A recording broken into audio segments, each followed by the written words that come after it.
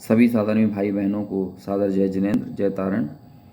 जैसा कि इन दिनों देखने को मिल रहा है, एक ज्वलंत समस्या हमारी समाज के बीच में सामने आ रही है कि जैन समाज के बेटे बेटियां के अन्य समाज में जो विवाह आदि की परंपरा निरंतर फलती फूलती जा रही है, बढ़ रही है, और उसकी कई विसंगतियां समाज के सामने आ रही हैं।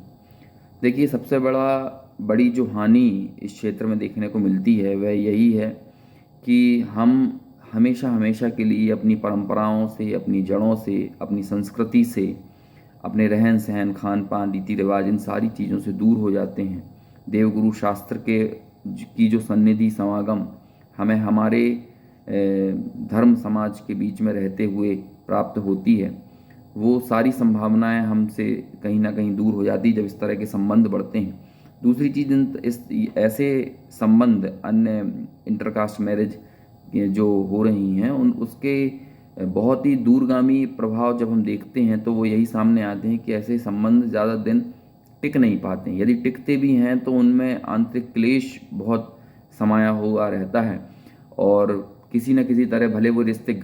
आगे घिसटते रहें, लेकिन अंदर से एक प्रसन्नता, एक खुशी का जो बोध है वो नहीं रहता है, क्योंकि ये एक टेम्परेरी जो जो उद्भावना रहती है, उत्कंठा रहती है, उस वह चीज़ तो कहीं ना कहीं ख़त्म हो जाती है। लेकिन जब दूसरी समस्याएं सामने आती हैं तो उनको झेलना मुश्किल हो जाता है, और कहीं ना कहीं जो इस तरह के कदम उठाते हैं उन बच्चों को भी ये बात समझ में आती है कि ये जो फैसला था वो बहुत ही ज़्यादा, कहना चाहिए, बहुत जल्दबाजी में लिया गया, या फिर तात्कालिक आवेश में लिया गया फैसला होने के कारण किसी भी तरह उसको सहना तो उनकी मजबूरी बन जाती है, लेकिन मन में एक पीड़ा जो समाई रहती है वो बनी रहती है। और मैं कहूँगा कि 100% इस तरह के जो रिश्ते बनते हैं उनमें से 95% या उससे भी ज़्यादा संबंध जो हैं वो बहुत ही, उनकी जो अंतिम जो गंतव्य होता है, जो उनका जो फाइनल डेस्टिनेशन होती है वो बहुत बुरी होती है, अच्छी नहीं रह पाती है। और जो माँ बाप को पीड़ा हुई, बेटियों के माँ बाप को जिन्होंने बचपन से बहुत ही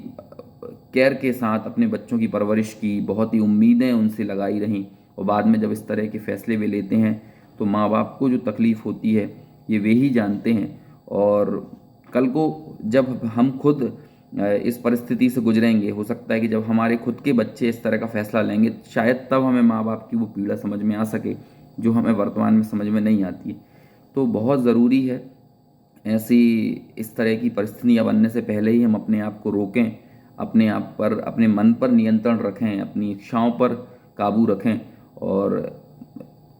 किसी भी तरह के निमित्त यदि ऐसे बनते हों तो उन निमित्तों से खुद को दूर रखें, क्योंकि डिफरेंसेस जितने कम होते हैं रिश्ते बनाए रखने में उतनी आसानी होती है। और जब आप डिफरेंसेस के बीच में चले जाएंगे, एक ऐसी जगह चले जाएंगे जहाँ पर पूरी मान्यताएं अलग हैं, खान पान अलग है, रहन सहन अलग है,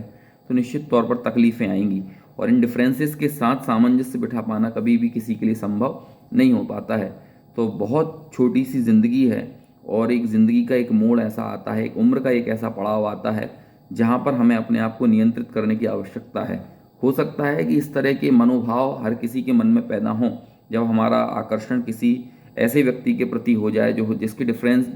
हमसे बहुत ज़्यादा डिफरेंस रखता हो, लेकिन फिर भी हम यदि अपने आप पर नियंत्रण रखेंगे तो निश्चित तौर पर बहुत सारी बाद में होने वाली विसंगतियों से बचा जा सकता है। और एक बहुत किसी फिल्म का मुझे संवाद याद आता है जिसमें ऐसा कहते हैं कि माँ बाप की इच्छाओं की कब्र पर हम हमारे प्यार का फूल नहीं खिला सकते हैं। तो ये बात हमें भी ध्यान रखना है कि माँ बाप की उम्मीदों, उनकी इच्छाओं